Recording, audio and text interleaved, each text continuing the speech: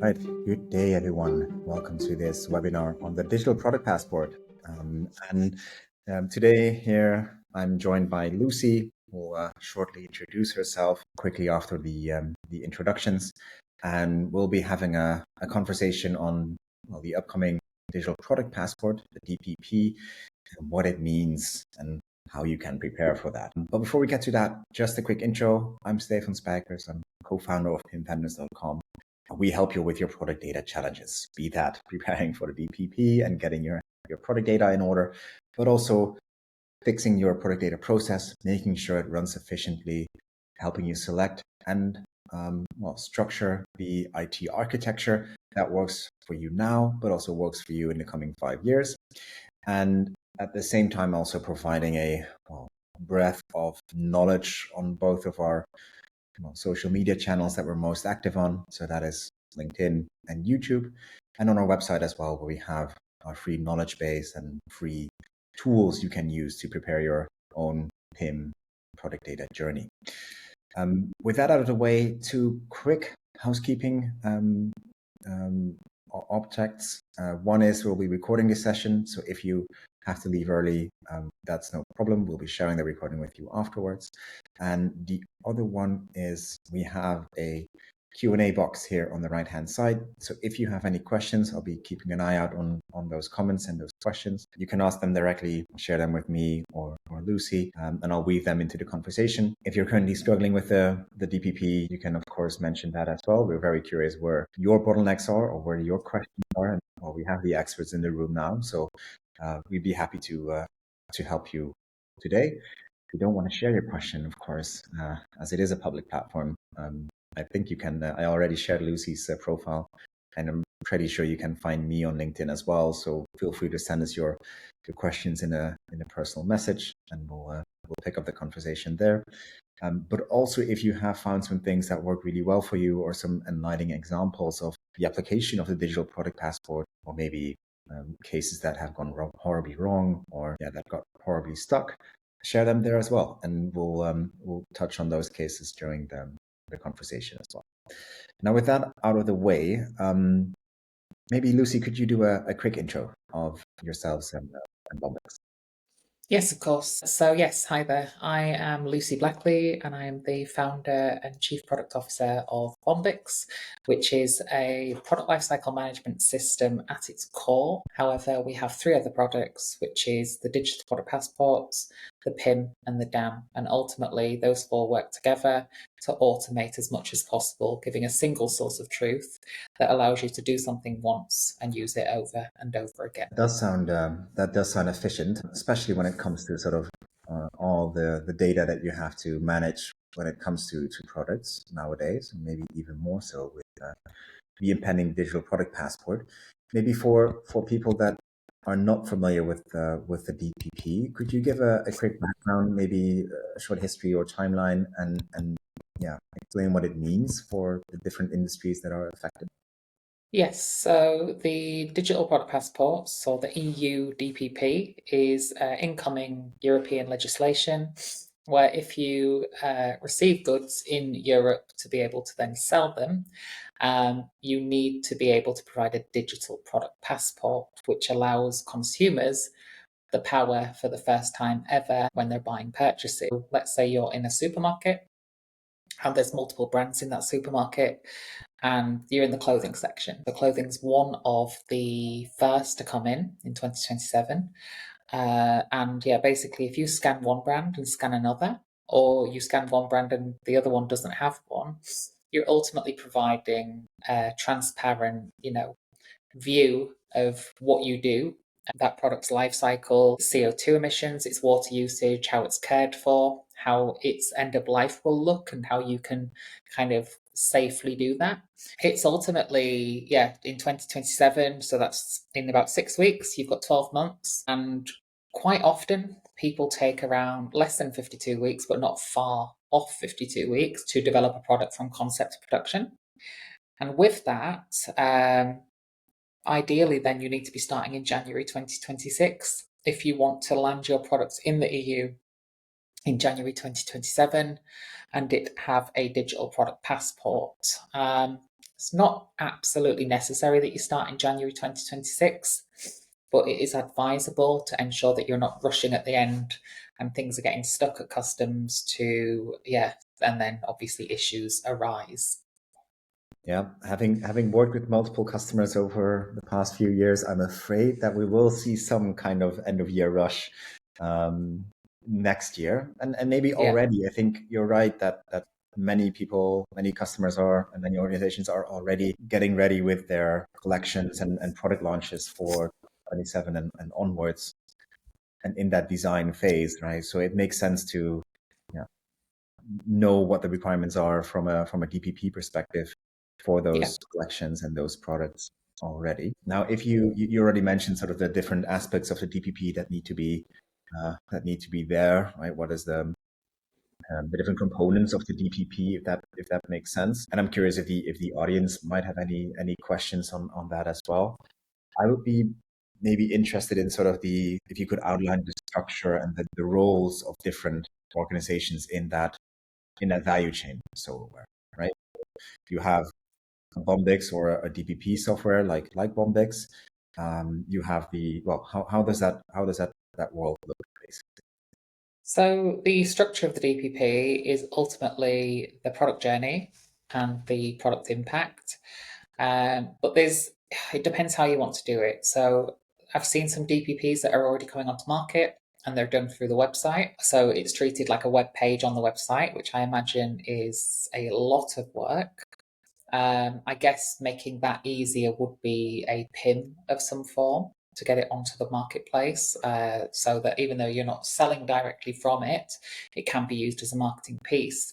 So product journey, which tells you from tier 4 to tier 0, the journey that product has gone on to get to that store or to that warehouse within Europe, or maybe not in Europe, maybe it's in the UK or the US, and people are then shipping the product. So it's not just people that sell directly in Europe, like on land. It is people that have to then ship products, to the from the US or from the UK to Europe. Product journey, you have product impact, which is your CO2 emissions and your water usage. And that breaks down all the different kind of ways that CO2 has kind of come together and how it'll break it down as to where those CO2 emissions and the water usages come from.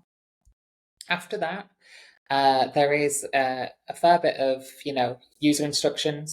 It's really good when, sometimes products are packaged and the instructions are on the pack or on a piece of paper that gets discarded. If you then, obviously, if the QR code goes or the RFID tag wouldn't go, but the QR code, because it's on the packaging, it's about ensuring you have access or people have access to that QR code, and it is forever. Whilst that product is on the market, it exists for that time. From care user instructions, you've got testing. You need to ensure that you've tested the product, it's safe for the market. So I believe that the reason why textiles is first is probably due to the fact that it's the second biggest polluter on the planet.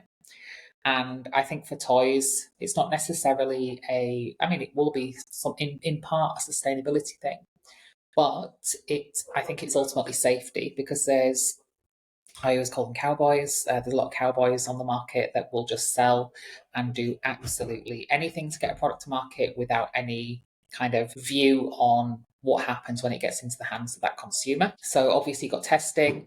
Going back a little bit, you obviously have to make sure that it's visible that your factories are audited and they are ethical, of course.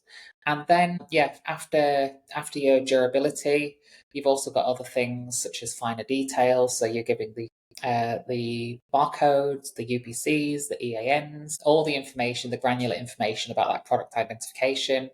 And then, of course, you've got the circular dependencies. So the circular dependencies are things where people can view them and understand how to take care of that product, how to repair that product, how to sell on that product, and obviously when it gets to the end of life, how to recycle and dispose of that product safely and in a way where it could be circular. and that those materials could go back into something and become a new product. I mean, I think you're right? So the fact that textiles is, well, not first maybe, but very high on that list is because of the climate impact. That is the original background of the DPP, of the Digital Product Passport regulation, is the green regulation, and I forgot the Green New Deal, I suppose. Even the customers that you see now, or maybe even the industries you now see doing this already in practice, like, are there any specific examples that you have encountered that do this already, and where you would say, like, hey, showing these is interesting for the audience? So the clients that are currently onboarding it within our client base, our customers, our partners, they are effectively toys and textiles. So it's the first ones, right? However, there are others looking into it. So we've got clients in supplements, nutrition, that are looking at how can they be the first to show that on the market, so that they can kind of give customers a reason to buy into them, because they want to be as transparent as possible. But yeah, ultimately it is toys and textiles. And we personally don't have at the moment any battery manufacturers. However, batteries, I think they're already on the market. I think they're already with digital product passports showing the life cycle of that battery. So yeah, ultimately, naturally, the first ones to come to us have been textiles and toys. And would you say, like, what are the biggest challenges that your partners face when like starting with this, right? As you already mentioned, like, we all have to do this maybe in 4 years when it's time for your products then, but a lot of products will be up for the DPP, and I think you're right that we're now in that design phase for many of the products that are going to be affected by this. If not now, they'll probably start with the design in Jan or in Feb, Q1. What is you see this? What are the sort of hurdles that you see your partners struggle with when it gets to starting with the DPP? It's ultimately the process. So, I mean, the people that we've spoken to already, you get them in a room with their counterparts, and one will say what the process is, and it immediately spikes a conversation with the others, because they see the process as a different way. And actually, without a good process, you're going to have rubbish in and rubbish out, trash in, trash out, however you want to say it. Could say something else, like, but won't go there.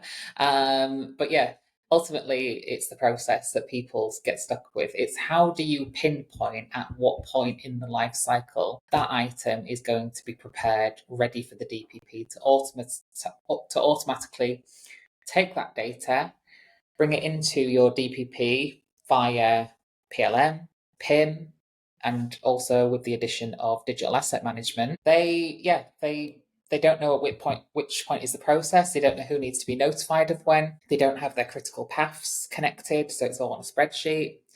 A lot of the people that we're dealing with are Excel users that have come on and they want the DPP, but actually ultimately they've realised that a PLM is really valuable to save time and resource when they want to bring on the DPP. So it's ultimately about how they can automate it. So usually they come to us for a DPP and they end up leaving with a PLM because they realise that they can do a lot from the PLM. And actually, it can save time, it can save money, it can save needing to hire someone in a panic towards the end when the legislation's due. It ultimately helps everything to have a PLM. But it's not necessarily just a PLM. People do, and I don't agree with it, but people feed information that is not required in an ERP to the ERP. They bloat the ERP. It becomes really hard to use. It's really heavy. And actually, people have a really bad experience with it. But ultimately, you can take things from certain places and you can automate it in different ways, and you can take it into a PIM. But yeah, ultimately, Bombiix itself is a PLM that feeds to the PIM, which feeds automatically to the DPP, or it's the PLM that feeds automatically to the DPP. It depends how you set it up. But ultimately, we just want to make it really easy for people to get on with the job, create really, really beautiful products, and then actually not have to increase their workloads or their overheads to produce a DPP by hiring someone extra. Yeah. Yeah, I mean, it's interesting that it is basically, it's unearthing all the sort of backlog that you have and all the sort of skeletons you have in your closet when it comes to your digital transformations gone awry. Because if you don't have that in order, you'll be figuring out that it would have been much smoother if you have that PLM and that PIM and that single repository of all that product data already available. And you don't need to start from scratch, right? Yeah.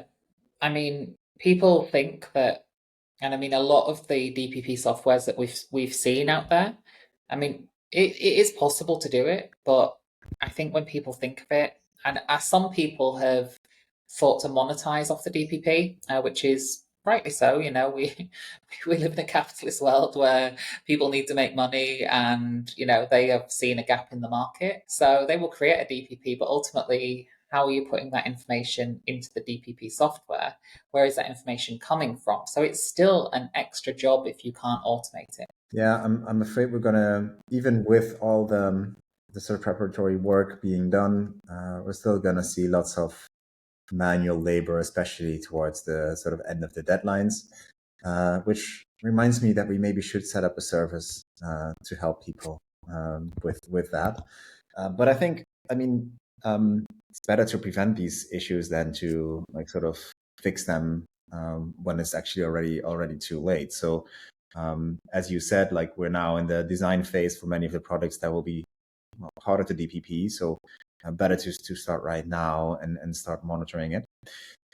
Maybe you said also like, hey, bring all the people in the same room because it's different departments being involved in that product data process.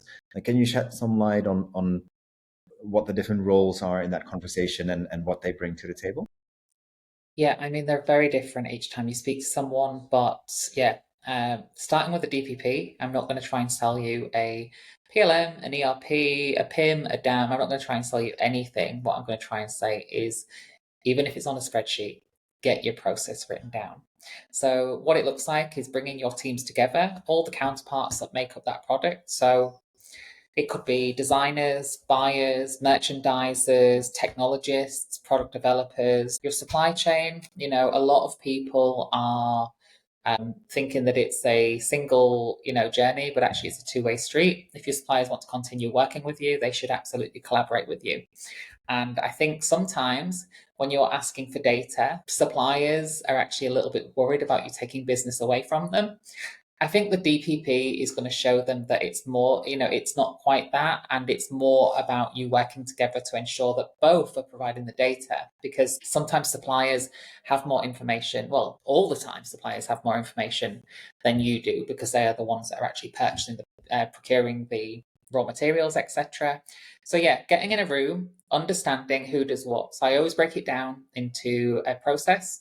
And I have these things called straight processes. So if it's a straight process, it means it's an end to end of one process. And you can go as far as you like into the process. You don't have to stop at certain areas as long as it's end to end for that one process. When things start to become parallel and are happening additionally to that process, so at the same time, you'd span that off as a separate process. So for example, if I'm going to go to concept, from concept to prototype sample, that is one process, because in this scenario that I'm saying, photography and graphics happen at the same time as raising a proto sample. So I'm not going to go concept to prototype, photography, graphics in one, because things are already happening separately to that concept to prototype. And in that, so let's just say it is the concept to prototype. Within that, I need to identify what is the first task, where that task will be done. Is it offline or online? When I say offline, is it a meeting where you're speaking actively? And online is where the data is going to be put down. So if I say, what is the task? Where is that task going to be, curated, done, etc.? Who is going to do that task?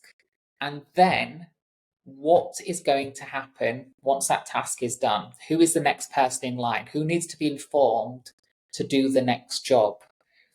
It sounds really simple, and it is really simple. I say it's really simple. It can take people weeks and weeks to get this together, because there's a lot of people don't believe that that's the way that it's done, because so many different ways are happening within the business. But actually, getting you down to a single way of working is absolutely the way to go. We are working with a $1 billion group, so that's over 10 companies, and we have narrowed them, so they're slightly different to each other. One does one product, another does another, and another does another, and they're different products. So ultimately, they should have different processes and different terminology. It's okay. You don't have to have a single process for all of the companies if they are in different sectors of product. All you have to do is ensure that you're kind of aligned. So if one sector is doing concept to prototype, it's ensuring that everyone is aware of what the certain terminologies are called, and they can differ in the other sectors. You don't need to bring everything together, because one sector will have something slightly different to another. So if you're bringing 10 to 15 companies together, which not many people are, they're bringing one or two together, it's okay to separate them off. And in there, just get everyone aligned. So this company that had about 15 businesses, they ultimately have several that are all doing the same thing, but they're all doing it slightly differently with slightly different names. Get them in a room and empower them to do one single way of working, which sounds easier than it actually is. But it is possible. And once people start working together, they then realize actually they actually have support that they didn't think they had before. It's actually a really empowering exercise to bring your company together and actually increase your culture at the same time as working toward producing the digital product passport. Yeah, it's interesting. I mean, I said customers, you said partners. Also because I think that the process you're describing right now feels to me like a true consultative partnership. Like it's not you throw the solution across the table to them and have them implement it. No, there's also, I mean, this is real process work, right? And I think it's very recognizable, not just for the 1 billion euro turnover company with 10 business units. I think the same process and the same miscommunications and misalignments and realignments need to happen for the small, I mean, single brand product company that needs to start building their processes and maybe writing them down for the first time to align all the different stakeholders inside the company and outside of the company. Yeah. That's real process work. That's not just providing a tool. How does that work in practice? Like, is it always that you sit down with the partner to explain how this works and how this works and then sort of configure the project or configure the tooling with that in mind? So yeah, I mean, ultimately, we've actually now provided it to all our partners. So it's not just to one or two. We've realized that actually, when you go back into their product with them, you realize that things have been done a slightly different way, and it's maybe not as efficient as it should be. And it's usually a growth problem, because sometimes brands grow too big, too fast, and they don't have the capacity to kind of, set the foundations. So when we started, we do it with all, and we've gone back into current clients and said, when we always check in with them. So we're a little bit of a different provider of software.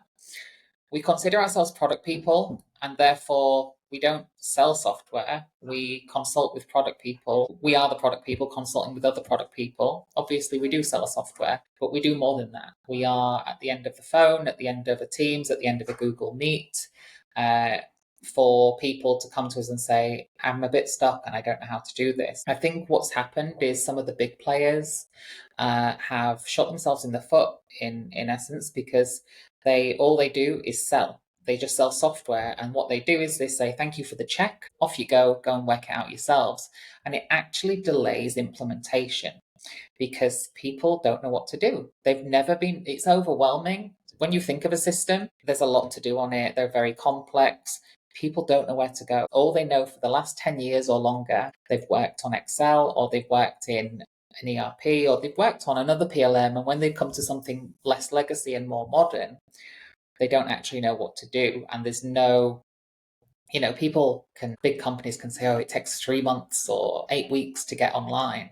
It doesn't, because people don't start using it for the first 6 months until the C-suite go, wait a minute, I've spent loads of money on this and nobody's using it. And then once people start using it, because they've got a much shorter scale of time, they then end up kind of rushing it and not really thinking anything through. And then it just becomes something that they get stuck with. What we try to do is say, okay, lay out that. So we are going to implement it into Bombiix in the next year, where actually it's part of using Bombiix and how people set up projects. But for now, it's on stuff like spreadsheets, Trello boards, and stuff like that. So things that the companies are already using and they're comfortable with. And it's just setting up the process. And we sit with them and we say, okay, what's the first step? Okay, who does it go to next? Okay, you're doing it. What do you do? Who's next? Who's next? Who's next? And you can get it done in a day or two, depending on the size of the company. And it just resets people. So when you're doing that, ultimately, you're allowing people to get started sooner, start reaping the rewards of what they're spending their money on, and actually going, and actually having a way of working that actually is producing clean data. Clean data is the most important thing in the DPP. If you call something 100% CO, which is cotton, or 100% cotton, or 100% CTTN, it's not a system. People aren't working in the right way. With an Excel, with a Smartsheet, with a Trello, with a Jira, with a Monday.com, whatever, you can do whatever you like. And what I'm finding in big box companies is that you can also do the same in them. And it's actually not creating a system. You need to start to say, what is our terminology? How are we presenting information? Because let's say people are using a PLM. Your PLM is saying one thing, your ERP is saying another, and your PIM is saying another. And there's going to start to be roadblocks in those places. So ultimately, getting started by just having that conversation 1 to 2 days, locked in a room, don't look at your emails from your suppliers, and actually start to get things done. Once that's in place, you can be up and running within a week. And I'm not saying fully up and running, but you can start to implement those processes to being able to produce clean data that actively gets pushed towards the DPP, removing the need for additional workloads, additional headcounts, and you can actually focus a lot more on product development as opposed to just doing admin for admin's sake. So much things that I want to discuss based on what you just said, Lucy. I think there's so many important points, right? Like as you say, it's about helping the product people design better products faster, right? It's not about selling the software. At least that is what we see sometimes, and I'm always a bit disappointed when, especially with larger businesses and larger solutions that are out there, that the implementation partners, right, the system integrators have a better understanding of the tooling than the people at the company themselves, because they're closer to the customer, because they're actually using the product in practice, because they're going through those sessions as you just described. Yeah, it is true that you really need to just bring everyone together and get started. It is also, I think, not as an unsurmountable problem as you might think it is before you get started. And you can just break it down and do it step by step, or supplier by supplier, or collection by collection. It is not something you just have to do all in one go and build it up from 0 to 100% in one big go live, which I would definitely not recommend to anyone in any software project, but also not in this case. One thing that I found especially interesting is the clean data. Can you talk a bit more about that? What is clean data, and how do you get there? Well, you may get from rubbish, let's call it dirty data. You might get it to something that's a little bit tidier. You might get it to, it's a process, right? You don't start, we've had people that come in, they have a go on a system, And then halfway through, they start cleaning it up, which is a job in itself. And I'm not saying that's easy to do when start hierarchies and products start getting attached to each other.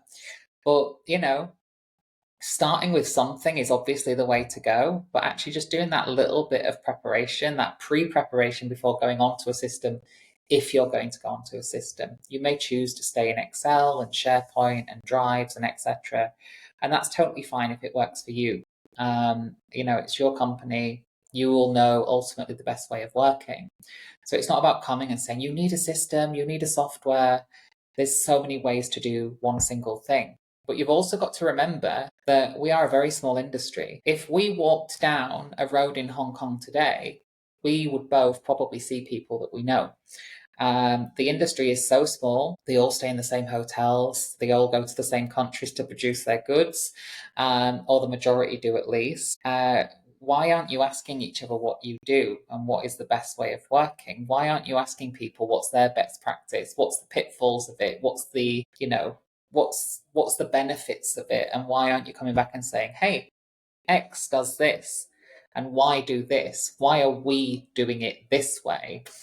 And honestly, some people don't want to change. We do get partners that some of their teams don't want to change, and that is a real struggle.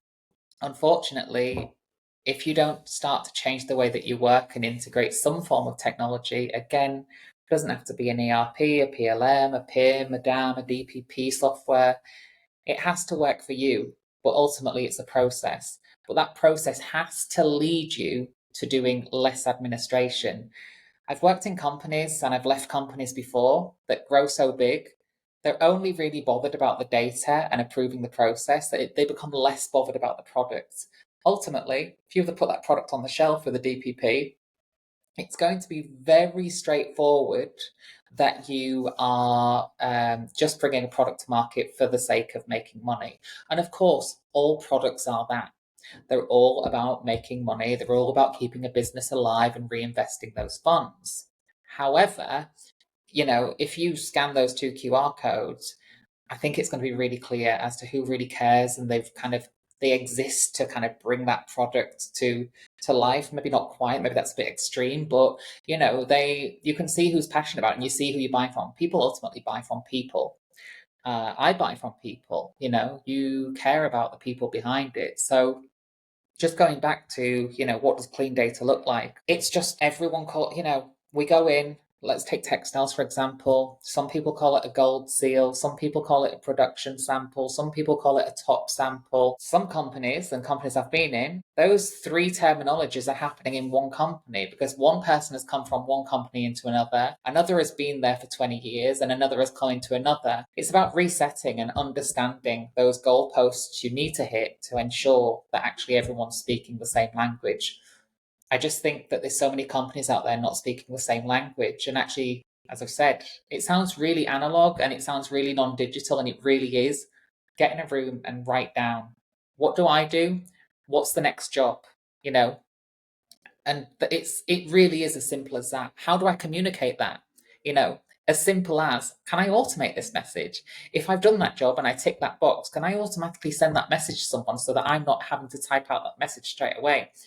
The chat, that chat message might be something that you start with, but it's not what you should end with.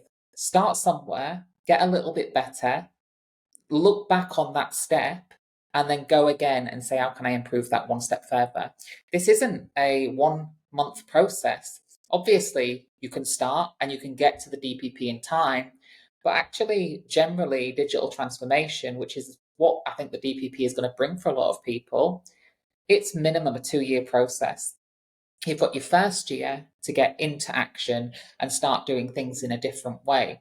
But by the end of that first year, you should have, and it sounds like a long time, but I mean, it's nearly Christmas now, and it was January 2 weeks ago. Getting into that step with your process and taking those 12 months, that's going to fly by. Get it to where you need by from month 1 to month 12. And from month 12, for the next 12 months, you should be able to use the system or your way of working, your platforms, your spreadsheets in a way that you're going to go ahead. I'm not going to say forever because things always change, but they're going to go as if that's the best way. And then you slowly start to bring things in over time if things need to change, which ultimately they will, because business is ever evolving. And ever since AI, ever since, these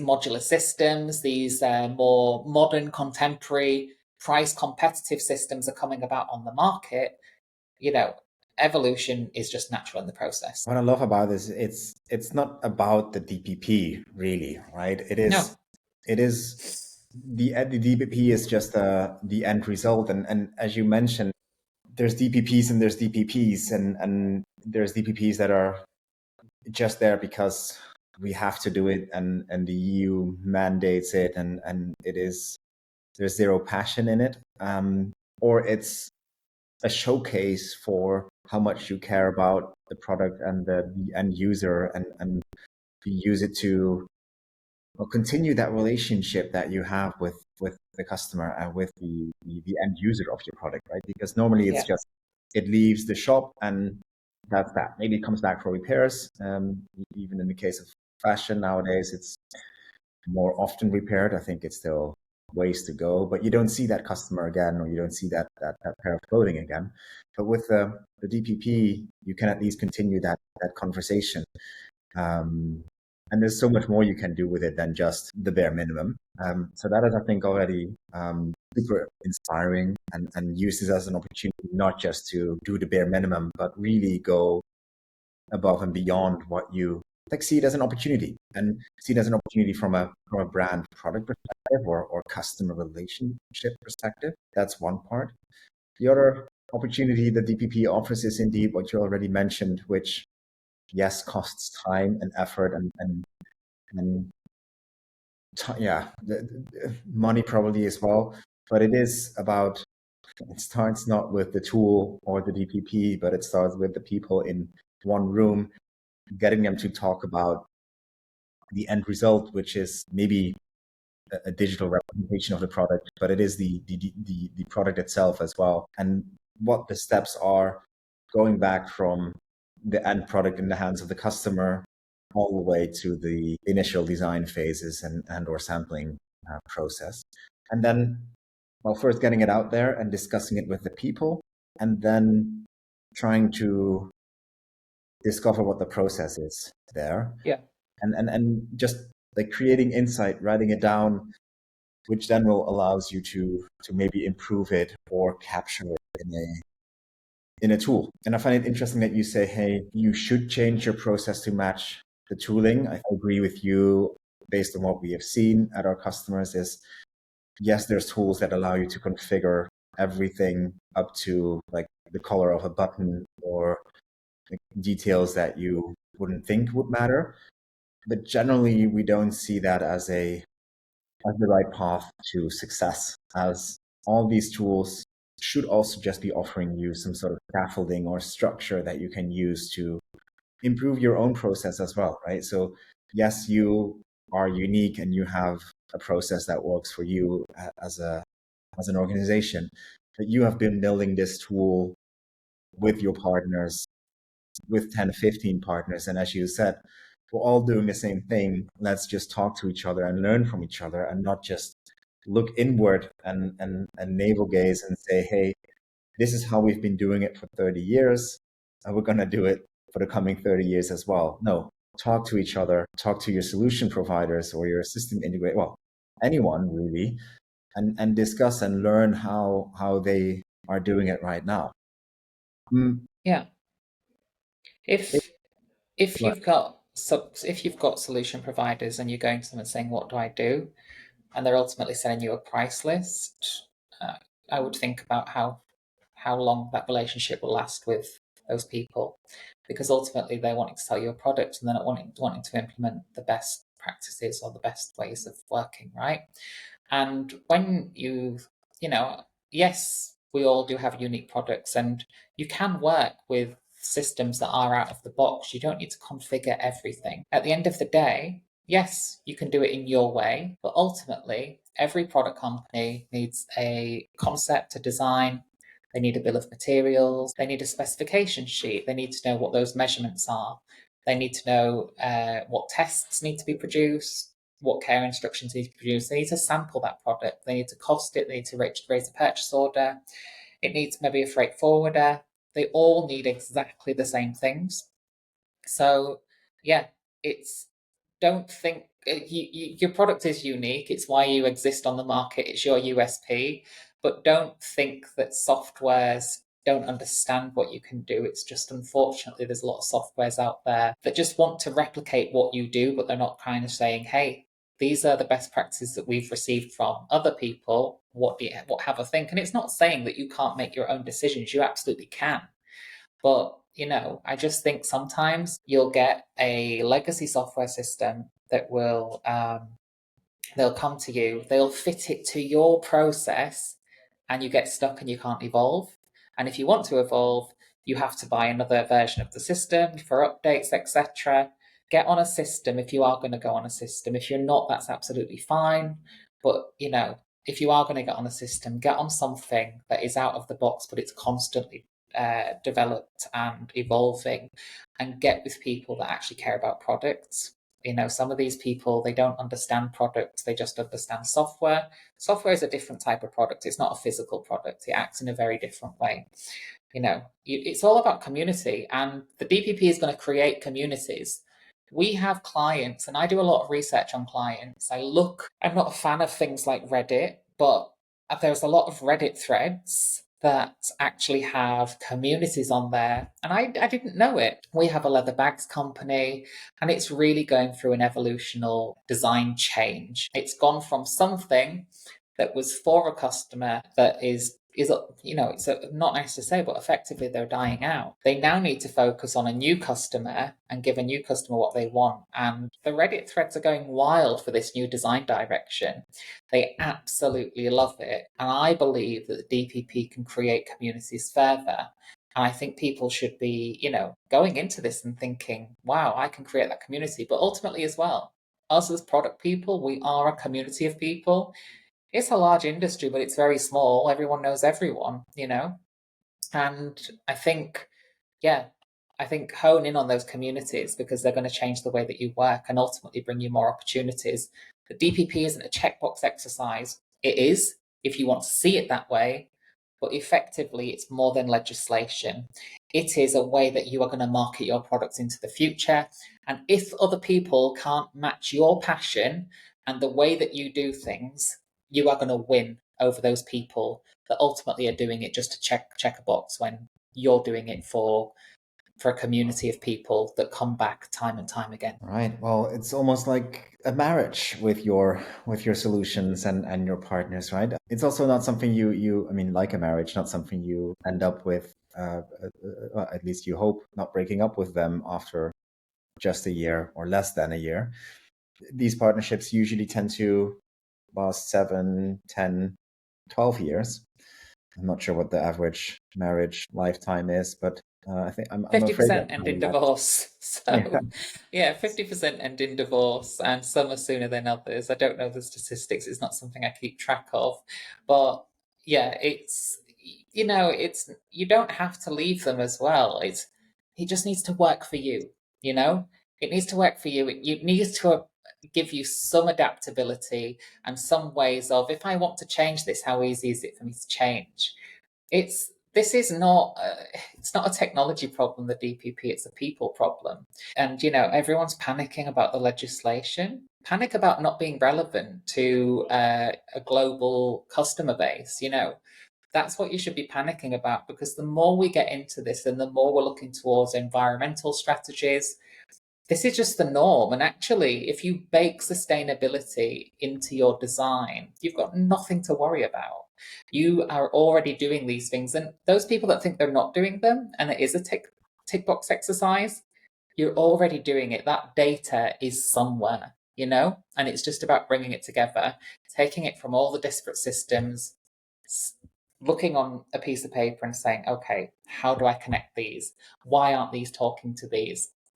It's not a software problem. It's a people problem, It is, but that's the beauty of the industry, that it all starts and ends with the people. Maybe last time we spoke about the next steps that you could take preparing for the DPP, even if you were not like in the market for a solution at that stage, or there was maybe not enough momentum at your company to do something with the DPP. I think that might have changed, but back then the recommendation was, hey, start with your data, right? You can already start tomorrow with getting that data in shape. You said during this interview or during this webinar already, you need to get that clean data anyway, and it is a great foundation, regardless of whether you need the DPP tomorrow or in 2 years. Has anything changed in that recommendation? Like if you would now recommend anyone, well, it's Friday, so let's say next Monday, it's then 5 weeks until the end of the year. What should they do? What are the next steps? Start a conversation, sit down, plan out your process. My stance on what I said whenever the last time was we did it, I can't remember now, but my stance is very much the same. I'm not here to sell software, but I would love to see that I can make an impact on somebody's way of working and actually get them thinking about it. Because hopefully at the end of this webinar, someone's going to go away and go, absolutely, that person's right. We do have that information. And if we don't know where it is, maybe that's the time. You've got 5 weeks or 6 weeks or whatever it is until the end of the year.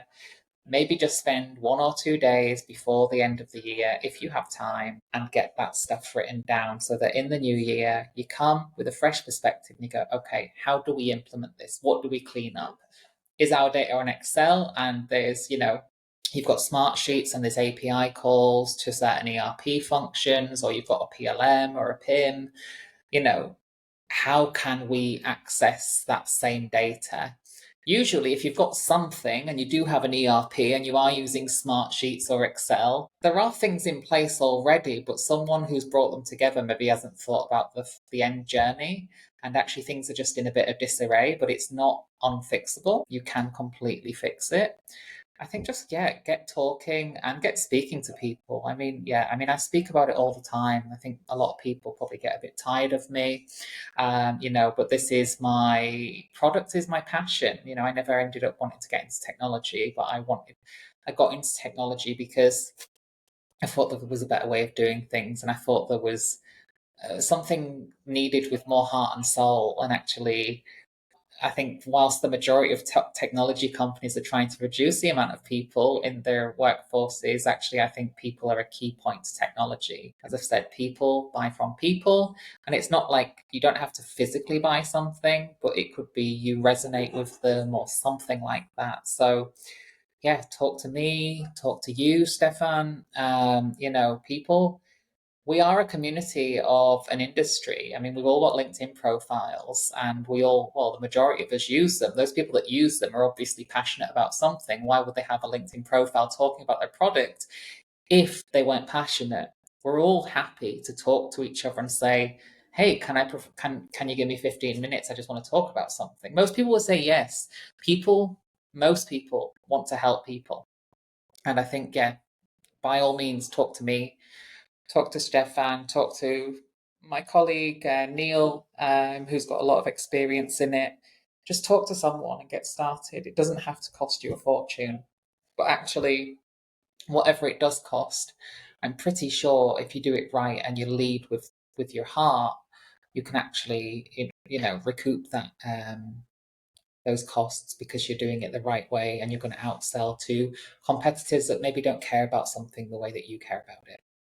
Exactly. I love that. That's a great message of hope, and I'm not tired of hearing it at all. No, I also like that it's like, even if it seems like a huge challenge because you're coming from the Excel sheets or the ERP, like it's also just about getting started and getting the people in the room and just seeing each problem one by one. It's not even usually about ERPs or spreadsheets. It is about that people. We haven't got a lot of information off the EU, unfortunately. People don't know where to start, and people already are overworked. So they've got to get that product to market. The last thing they can think about is another task, another project. but actually it doesn't need to be as hard as people think it is. And I think opening up conversations, people will realize very soon that it will take a village, but that village is already around you and it's not as hard as you first envisaged. That's, I think, a great way to end this conversation, and a great point to end this conversation on. Lucy, thanks so much for joining us again and sharing your wisdom and insights. And I think if people want to learn more, they will know where to find you. And as part of that community, I think, there's plenty of people around that want to help, even without pushing the product or pushing the solution, pushing the consulting. Really hope we can have you back soon, maybe when the first fallout of the DPP implementations are happening. Yeah. So, yeah, it'll be an interesting conversation back when it was all going off, but exciting nonetheless. Yeah, you'll be around by then. We'll be around, and we'll then also be trying to help still. Yeah. And remember, it's just a start. The DPP that's coming, anything is better than nothing. So just getting started, I think that's all the EU right now are encouraging. But if you can do more than just getting started, do it, because it'll get easier as time goes on. But yeah, just getting started is enough right now. Yeah, cool. Love it. Thanks, Lucy, for joining us today. Thank you very much. If you have joined us from wherever you are, and I want to wish you a happy Friday and a good weekend, and see you soon on one of our other webinars. Talk soon. Thanks so much.